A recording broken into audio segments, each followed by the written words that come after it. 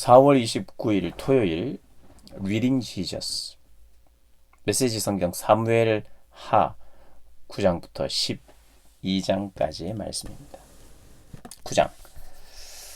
하루는 다윗이 물었다. 사울의 집안에 살아남은 사람이 있느냐? 만일 있다면 내가 요나단을 생각해서 그에게 친절을 베풀고 싶구나. 마침 시바라는 사울 집안에 종이 있었다. 사람들이 그를 다윗 앞으로 불러오자 왕이 물었다. 네가 시바냐? 예, 그렇습니다. 그가 대답했다. 왕이 물었다. 사울의 집안에 살아남은 사람이 없느냐? 내가 그에게 하나님의 친절을 베풀고 싶구나. 시바가 왕에게 말했다. 요나단의 아들이 있는데 두 다리를 모두 접니다. 그가 어디 있느냐? 로드발에 있는 암미엘의 아들 마길의 집에 살고 있습니다. 다윗 왕은 한시도 지체하지 않고 사람을 보내어 로드발에 있는 암미엘의 아들 마길의 집에서 그를 데려왔다. 사울의 손자요 요나단의 아들인 무비보셋이 다윗 앞에 와서 엎드려 서라고 자신을 낮추며 예를 갖추었다. 다윗이 그의 이름을 불렀다. 그대가 무비보셋인가? 예, 왕이시여. 두려워하지 마라. 다윗이 말했다.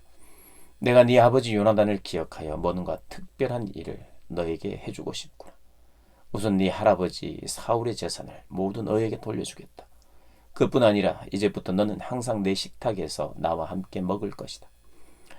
무비보셋은 다윗을 똑바로 보지 못한 채 발을 끌며 더듬더듬 말했다. 제가 누구라고 왕께서 길 잃은 개와 같은 제게 관심을 두십니까? 다윗은 곧바로 사울의 오른팔인 시바를 불러 말했다. 사울과 그 집안에 속한 모든 것을 내가 네 주인의 손자에게 넘겨주었다. 너와 네 아들들과 네 종들은 그의 토지에서 일하고 농작물을 거둬들여 네 주인의 손자를 위한 양식을 마련하여라. 네 주인의 손자 무비보셋은 이제부터 늘 내 식탁에서 먹을 것이다. 시바에게는 15명의 아들과 20명의 종이 있었다. 시바가 대답했다. 내 주인이신 왕께서 이 종에게 명령하신 모든 것을 그대로 받들겠습니다. 무비보셋은 왕족의 한 사람처럼 다윗의 식탁에서 먹었다. 무비보셋에게는 미가라는 어린 아들이 하나 있었다. 시바 집안에 속한 모든 사람은 이제 무비보셋의 종이 되었다. 무비보셋은 예루살렘에 살면서 항상 왕의 식탁에서 먹었다. 그는 두 다리를 모두 절었다. 10장. 시간이 흘러 암몬 사람의 왕이 죽고 그의 아들 하눈이 뒤를 이어 왕이 되었다. 이에 다윗은 나하스의 아들 하눈에게 친절을 베풀고 싶구나. 그의 아버지가 내게 한 것처럼 나도 그를 잘 대해주고 싶다고 하면서 하눈의 아버지 일을 위로하기 위해 조문단을 보냈다. 그러나 다윗의 신하들이 암몬 사람의 땅에 이르자 암몬 사람의 지도자들이 자신들의 대표인 하눈에게 경고했다. 왕께서는 다윗이 왕의 아버지를 공경해서 이렇게 조문단을 보낸 줄 아십니까? 그가 왕께 조문단을 보낸 것은 이 성을 정탐하여 살펴보기 위함이 아니겠습니까? 그래서 한우는 다윗의 신하들을 잡아 그들의 수염 절반을 깎고 옷을 엉덩이 절반 높이까지 지른 다음 돌려보냈다. 이 모든 일이 다윗에게 전해졌다. 그들이 심한 모욕을 당했으므로 다윗은 사람을 보내어 그들을 맞이하게 했다. 왕은 그대들의 수염이 자랄 때까지 여리고에 있다가 그 후에 돌아오시오 하고 말했다. 암몬 사람은 자신들이 다윗의 미움을 사게 된 줄을 깨닫고 벤르홉과 소바에서 아람 보병 2만 명, 마아가 왕에게서 1,000명, 돕에서 12,000명을 고용했다. 이 소식을 들은 다윗은 그의 가장 강한 용사들을 요압에게 맡겨 출정시켰다.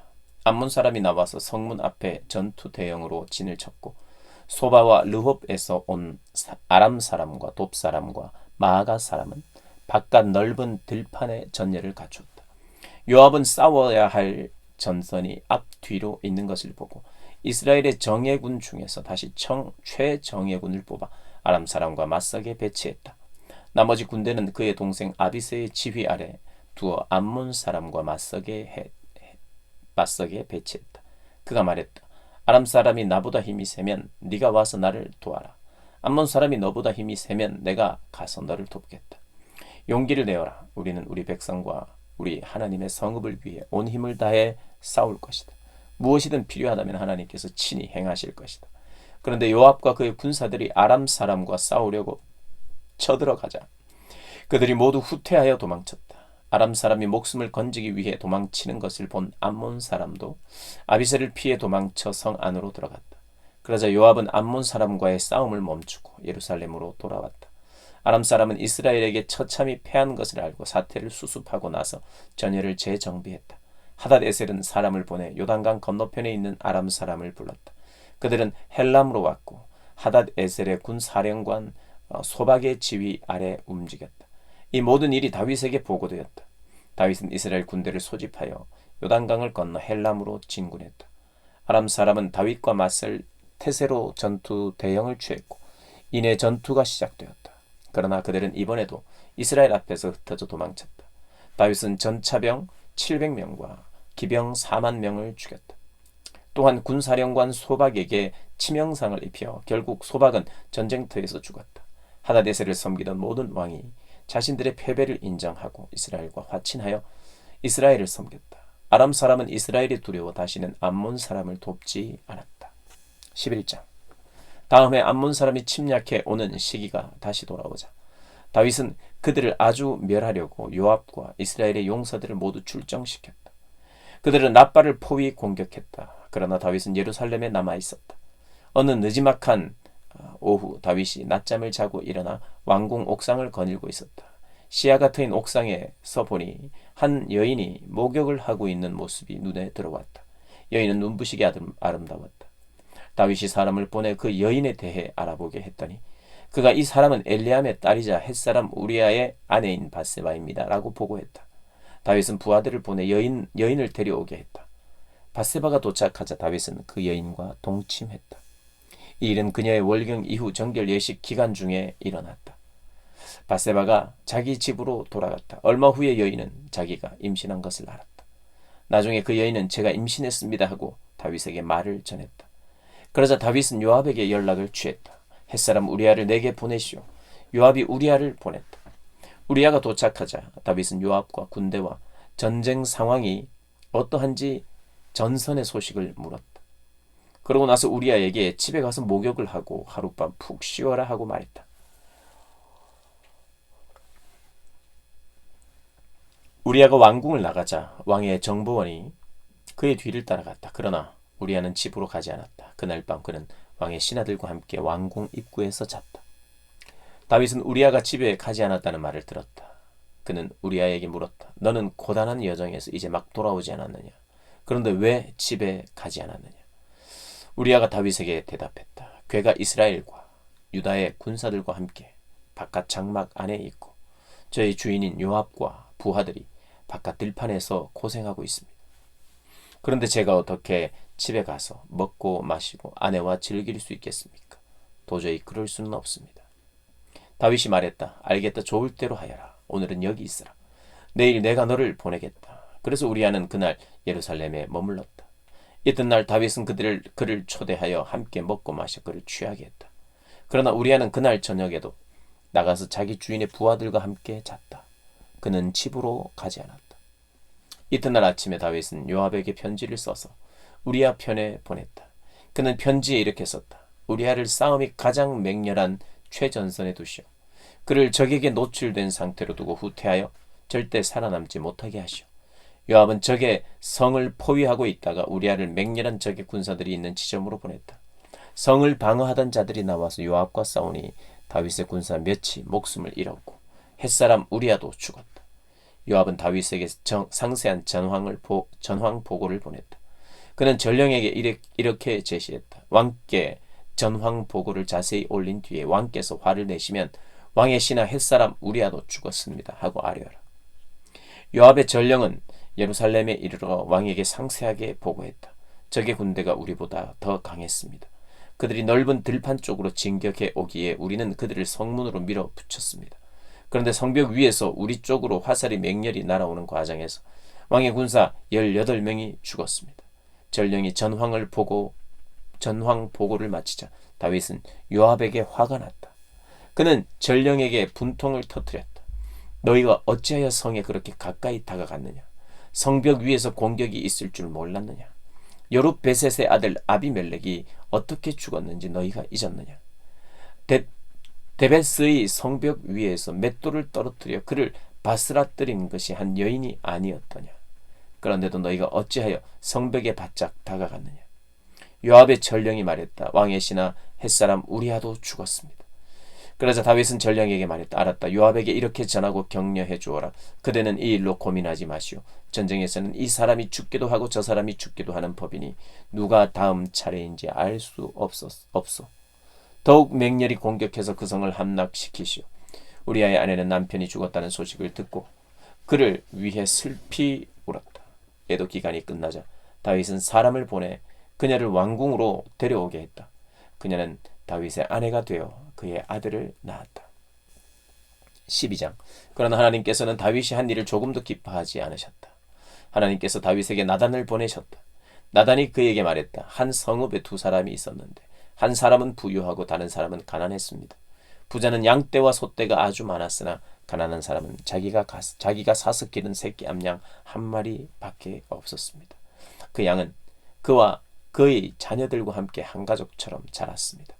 양은 그의 접시에서 먹고 그의 잔에서 마시며 그의 침대에서 잤습니다. 그에게는 딸과 같은 존재였습니다. 하루는 한 나그네가 부자의 집에 찾아왔습니다. 그런데 부자는 자기 소떼나 양떼 중에서 짐승을 잡아 손님의 식사를 차리고 싶지 않았습니다. 너무나 인색한 사람이었던 그는 가난한 사람의 암양을 빼앗아 식사를 차려 손님 앞에 내놓았습니다. 다윗은 크게 화를 내며 나단에게 말했다. 하나님께서 참으로 살아계심을 두고 맹세하는데 그런 일을 한 사람은 마땅히 죽어야 할 것입니다. 죄를 짓고 인색하게 굴었으니 그 양을 4배로 갚아야 합니다. 왕이 바로 그런 사람입니다. 나단이 말했다. 하나님, 이스라엘의 하나님께서 왕에게 말씀하십니다. 내가 너를 이스라엘의 왕으로 삼았다. 내가 너를 사울의 손아귀에서 벗어나게 했다. 내가 너에게 네 주인의 딸과 아내들을 주어 소유하고 품게 했다. 내가 너에게 이스라엘과 유다도 주었다. 그것으로 부족했다면 내가 기꺼이 더 주었을 것이다. 그런데 네가 어찌하여 하나님의 말씀을 업신여기고 이 큰 악을 행하였느냐. 너는 햇사람 우리아를 죽이고 그의 아내를 빼앗아 네 아내로 삼았다. 더구나 너는 그를 암몬 사람의 칼로 죽였다. 네가 이렇게 하나님을 업신여기고 햇사람 우리아의 아내를 빼앗았으니 이제 살인과 살육이 두고두고 네 집안을 괴롭힐 것이다. 나 하나님이 하는 말을 명심하여라. 내가 바로 내 집안의 일로 너를 괴롭게 할 것이다. 네가 보는 앞에서 네 아내들을 빼앗아 너와 가까운 사람에게 주겠고 그는 공공연하게 그들과 잠자리를 같이 할 것이다. 나는 은밀하게 했지만 나는 온 나라가 지켜보는 가운데 이 일을 행할 것이다. 그러자 다윗이 나단에게 고백했다. 내가 하나님께 죄를 지었습니다. 나단이 단언했다. 예, 그러나 이것이 최종 선고는 아닙니다. 하나님께서 왕의 죄를 용서하십니다.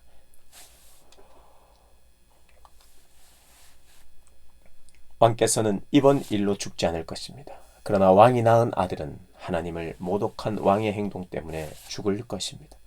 나단이 집으로 돌아간 뒤에 하나님께서 우리아의 아내 다윗에게 낳아준 아이를 앓게 하셔서 아이가 병이 들었다. 다윗은 어린 아들을 위해 하나님께 간절히 기도했다. 그는 금식하면서 밖에 나가지도 않은 채 잠도 바닥에서 잤다. 집안의 어른들이 와서 바닥에 앉은 그를 일으키려 했으나 그는 꿈쩍도 하지 않았다. 또한 그들은 그에게 아무것도 먹일 수 없었다. 7일째 되던 날에 아이가 죽었다. 다윗의 신하들은 이제 우리가 어찌하면 좋겠소.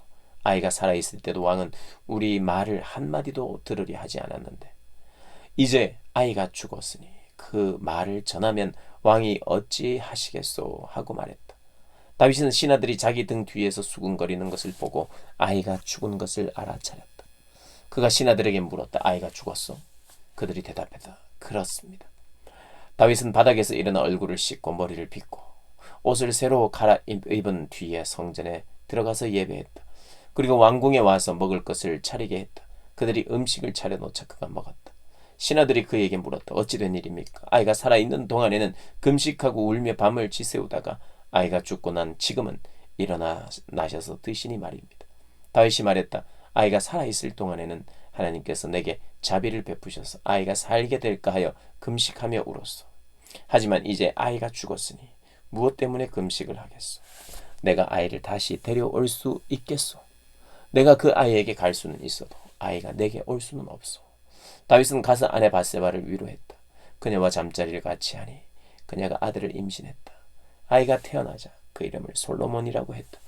하나님께서 그를 특별히 사랑하셔서 예언자 나단을 통해 말씀을 주셨는데 하나님께서 그의 이름을 여디디아, 하나님의 사랑받는 자라고 하기 원하신다는 말씀이었다.